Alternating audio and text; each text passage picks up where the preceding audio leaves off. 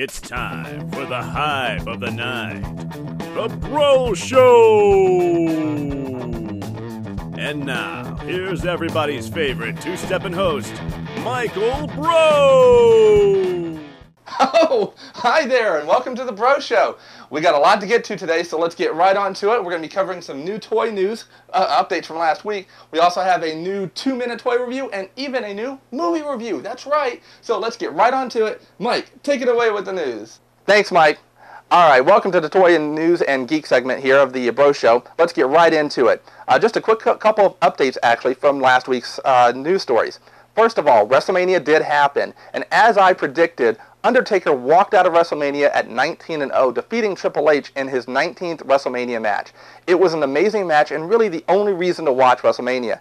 Everything else wasn't as good, including the match between John Cena and The Miz. Unfortunately, they both got counted out, and The Miz retained the title, and then The Rock walked out, started the match again, and then Rock bottomed John Cena to give the match to The Miz, so The Miz retained his title as well.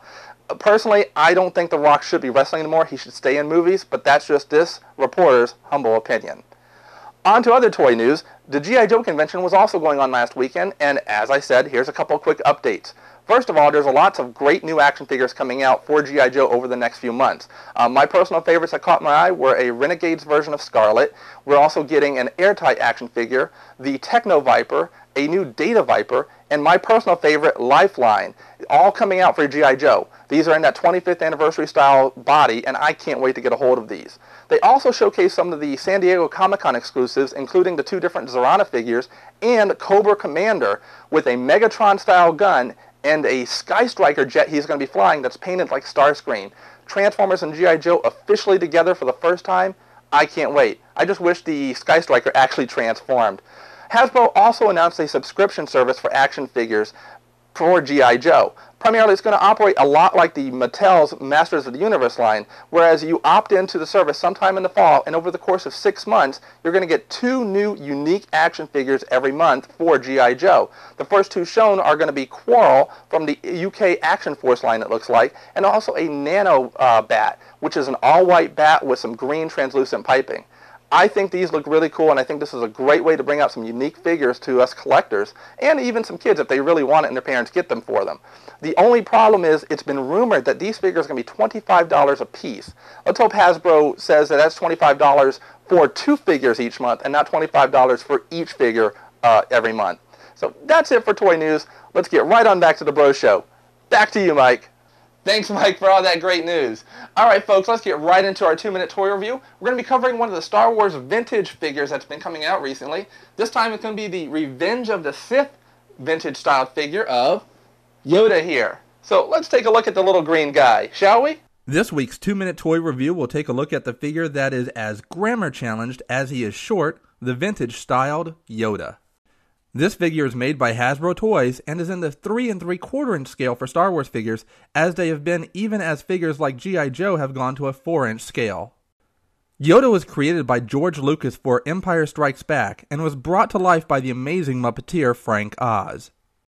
Let's take a quick look at the Star Wars universe's smallest Jedi warrior and cryptic teacher, Yoda.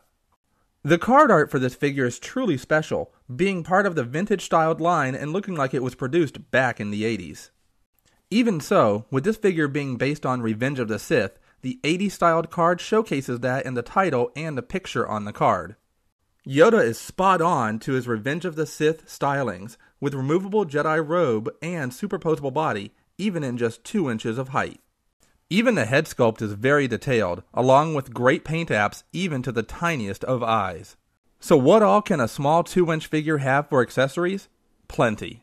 Not only does he come with the cloak, there is a green lightsaber, a compacted bolt of Blue Force energy that Yoda can hold, and even his walking cane.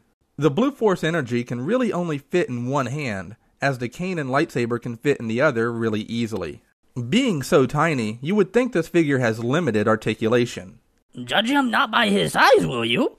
With swivel wrist, swivel cut elbows, full motion shoulders, ball and socket neck, waist swivel, upper leg joints, and even swiveling knee joints and ball and socket feet, Yoda is ready to kick some Sith butt. So what's the bottom line?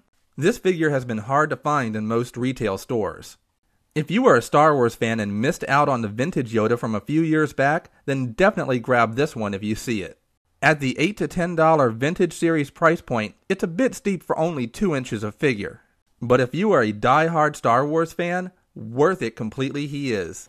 Okay, speaking of small characters now from movies, just like Yoda there in the 2-minute toy review, let's talk about the movie Hop. That's right, I went to go see the movie Hop this weekend, and I really enjoyed it. Forget what the critics have been saying about the movie. You're going to enjoy this movie, especially if you have kids. This is an Easter movie made for them.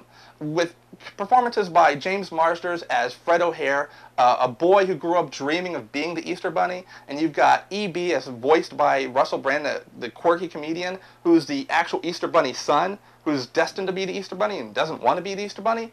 These two end up meeting and find a way to solve all their problems in life and work it out and work things together.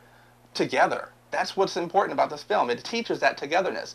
I also enjoyed Kaylee Cuoco because she is super cute and she plays Fred's sister. You also see cameos by David Hasselhoff and even here Hugh Hefner at the Playboy Mansion. I'm not going to say why you see the Playboy Mansion, but you do see it. Bottom line is, this is a great film for kids. This is a great film for everybody to see, except if you're out on a date. If you're out on a date with your honey or with your guy, you know what? You don't want to go see this film because it's going to be a jam-packed theater filled with kids, and that might ruin the mood. However, if you're a group of friends hanging out on a Saturday afternoon and want something fun to do, go check out the movie. You're going to be taken back, and you're going to have fun with it. If you're parents and you have kids, I highly, highly recommend going to see this film because your kids are going to absolutely love it, and they're going to be quoting it all the way through, especially if they've seen some of the trailers. Anyway, I recommend the movie for kids, parents who want to take their kids, and groups of friends who want to go have some fun. It's not a date movie, though. Do not take your date to it. Don't do it. That's it for our Movie Minute Review. Now back to you, Mike, to take away the show. All right, folks. Thanks for checking out the show today. I hope you enjoyed the toy and geeky news segment there. I hope you enjoyed the 2-minute toy review of the vintage Star Wars Yoda. And I hope you enjoyed the movie review of Hop there just recently. Come on back next week. We're going to definitely be doing a movie review. This time it's going to be a movie that I wouldn't normally see. I won't tell you why I do it, but it is an annual tradition I have, and you'll find out next week what the movie is and also what I thought of it. Also, I want to give a quick shout out to Jedi Jones, who posted on the RTM Buzzboard about a week, maybe a week and a half ago, about a find he saw at Target recently, where he saw the Target exclusive Marvel Universe 2-packs there for $3.24. That's a markdown from their $12.99 or $14.99 price they had originally. With 2-packs like this one of Black Panther and Iron Man, there's also the Spider-Man Green Goblin 2-pack, an Iron Man and a Punisher, and also Wolverine with a hand ninja all in black. You know what? That's a great deal for those figures, so definitely grab it. They look to be like their nationwide prices, so go check it out. Grab them if you want to build up your armies. So that's it for today's show. You guys have a great day and come on back next week. I look forward to seeing you. Have a great day, everybody.